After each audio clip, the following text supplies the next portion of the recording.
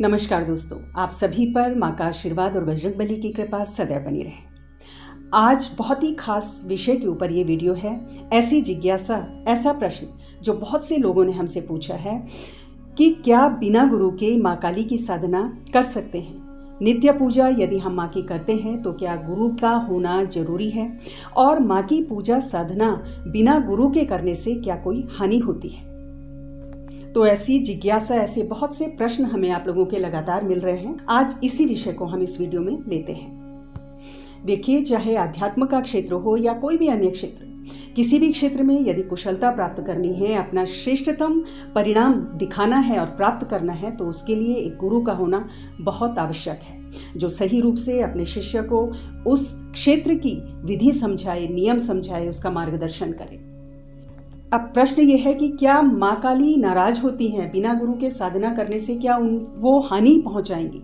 तो माँ कभी भी किसी का नुकसान नहीं करती, वो जगत जननी है और कोई भी माँ अपनी संतान का बुरा नहीं करती। आप इसको इस तरह से समझिए कि एक कमजोर जमीन पर यदि कोई भारी वाहन अगर आप दौड़ाएंगे तो क्या होगा, जमीन को क्षति पहुंचेगी, जमीन टूट जाएगी। तो क्या इसमें वाहन का दोष है?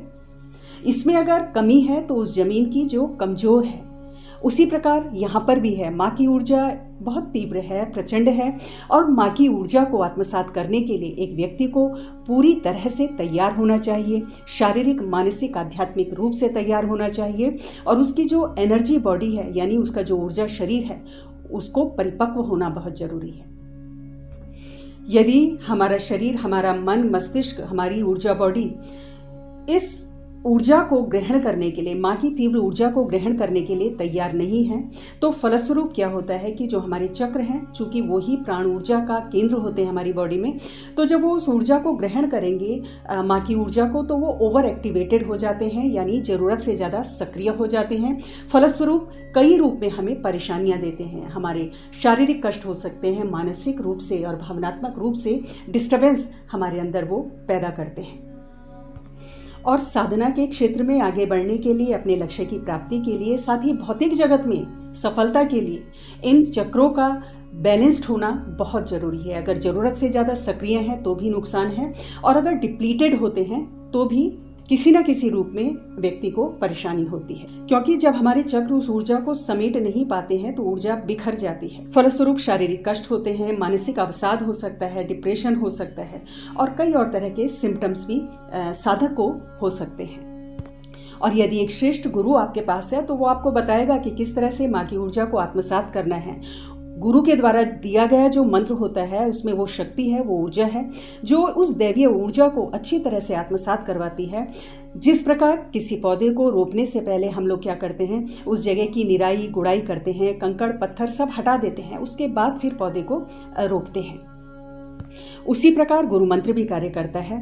पहले हमारे भीतर बैठे जो भी विकार हैं, जो भी नकारात्मकता है, उसको साफ करता है, ज्ञान की रोशनी पैदा करता है हमारे अंदर, और साधक की स्वयं की ऊर्जा का स्तर पवित्र करता है, शुद्ध करता है। और जब साधक की स्वयं की ऊर्जा का प्यूरिफिकेशन हो जाता है, वो शुद्ध हो जाती है, उच्च स्तर पर चली जाती है, तो माँ की पूजा से, उनके मंत्रों से, उनकी साधनाओं से जो ऊर्जा व्यक्ति ग्रहण करता है, वो निर्बाध रूप से हमारे चक्रों में प्रवाहित होती है, ऊर्ध्वगामी होती है, अर्थात ऊपर की तरफ, सहस्रार चक्र की तरफ वो जाती है, और बहुत ही श्रेष्ठ परिणाम साधक को फिर प्राप्त होते हैं।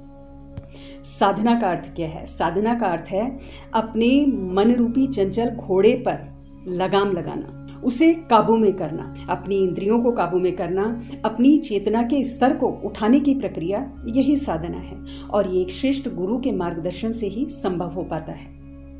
और जब आप बहुत गहराई में अगर तैरते हैं, सपोज आप पानी में तैर रहे हैं, बहुत गहराई में अगर आपको जाना है, तो ट्रेनिंग आपको चाहिए, सेफ्टी मेजर्स आपको चाहिए, यानी सुरक्षा के उपकरण आपको चाहिए, नहीं तो आप डूब सकते हैं। पानी का वेग बहुत प्रचंड है नीचे गहराई में, वो आपको बहा ले जाएगा। इसी प्रकार माँ की जो गहन साधनाएं होती हैं, उनमें इतना प्रचंड वेग होता है कि जब तक आप अपने संग सुरक्षा के उपकरण लेके नहीं चलेंगे, तो आप उस वेग में, प्रचंड वेग में बह जाएंगे। और वो सुरक्षा का उपकरण, वो सुरक्षा कवच अगर आपको प्रदान करता है, तो वो गुरु मंत्र है, श्रेष्ठ गुरु की दीक्षा है।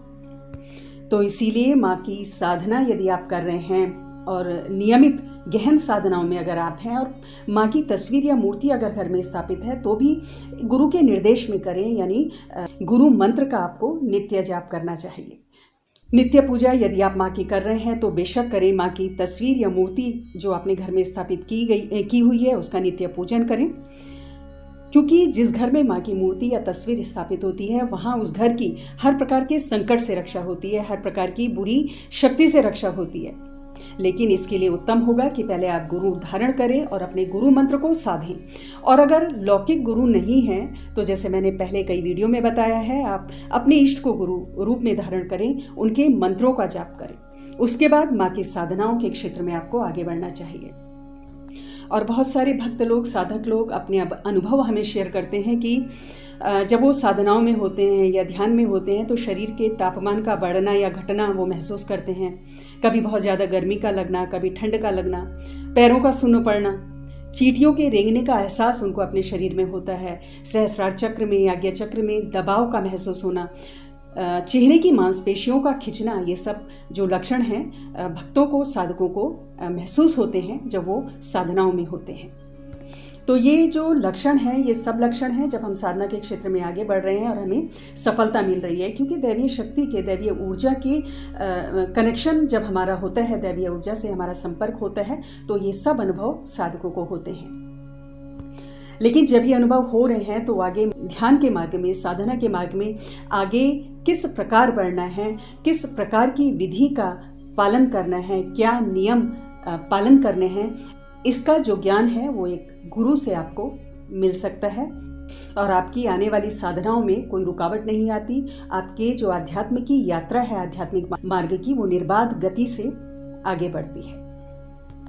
तो उम्मीद करती हूँ दोस्तों आपको अपने कई सवालों का, कई संशयों का उत्तर मिला होगा और आपको बहुत सारी चीज़ें क्लियर हुई होंगी। आज की वीडियो में इतना ही।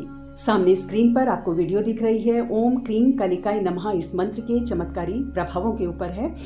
एरो को क्लिक कर लें, वीडियो को जरूर देखें। अगली वीडियो में बहुत जल्द मिलती हूँ। तब तक के लिए अपना ध्यान रखें, स्वस्थ रहें, खुश रहें, मस्त रहें। जय माता दी, जय बजरंग बली।